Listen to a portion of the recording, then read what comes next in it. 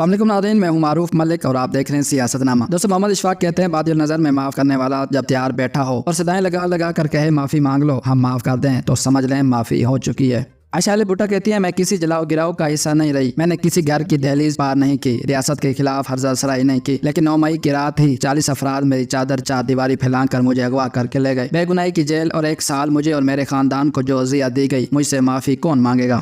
دوستو جسٹس عطر من اللہ کہتے ہیں 6 ججز نے ایک ایشو کو اٹھایا، ان کے ساتھ کیا ہوا؟ جو سچ بولے گا اس کے ساتھ یہ ہوگا۔ جواب میں چیف جسٹس کہتے ہیں جج کو سننا زیادہ اور بولنا کم چاہیے۔ عاطف خان کہتے ہیں ہمارے چیئرمین بیرسٹر گور بہت شریف آدمی ہیں، لیکن چیئرمینی ضرورت سے زیادہ شریف آدمی کا کام نہیں ہے، اس لیے ان کو تھوڑی بہت سختی کرنا پڑے گی۔ دوستو شیر افضل مروت کہتے ہیں پی ٹی آئی ایک سیاسی جماعت ہے، رجواڑہ نہیں، 3 لوگوں کو پارٹی ہائی جیک نہیں کرنے دوں گا۔ عمران خان سے ملاقات کے بعد پی ایس سی کے فراڈ سے آگاہ کروں گا۔ عمران خان نے پی ایس سی کے معاملات کو سیاسی کمیٹی کی طرف ریفر نہیں کیا۔ دوستو معذر کہتے ہیں جناب D G I S P R صاحب، جب آپ سیاسی بیانات دیں گے اور ایک جماعت کو اپنی تنقید کا ہدف بنائیں گے تو پھر تنقید اور جواب موصول کرنے کا حوصلہ بھی پیدا کریں۔ آپ کی آج کی پریس کانفرنس میں بہت سارے تضادات، مفروضوں اور تعصب پر مبنی تھی، تحریک انصاف اس کا بھرپور جواب دے گی۔ دوستو دانیال عزیز کہتے ہیں مسلم لیگ نون والے عادی مجرم ہیں، کرپشن ان کی گھٹی میں شامل ہے۔ 2013 میں نواز شریف کی حکومت میں اس طرح کے گندم سکینڈل کی ہم نے بھرپور انکوائری کی جس میں ساری حکومت اور ریاستی ادارے ملوث تھے، لیکن وہ رپورٹ دبا دی گئی۔ علی امین گنڈا پور کہتے ہیں بحیثیت وزیر اعلیٰ پورے پاکستان کو پیغام دے رہا ہوں، کارکنان ایک ہی ڈنڈے پر 2 جھنڈے لگائیں، ایک پی ٹی آئی کا دوسرا پاکستان کا۔ اگر کسی پولیس والے نے جھنڈا چھینا اس کی ویڈیو بنا کر بھیجو، اس پر غداری کا مقدمہ درج کراؤں گا۔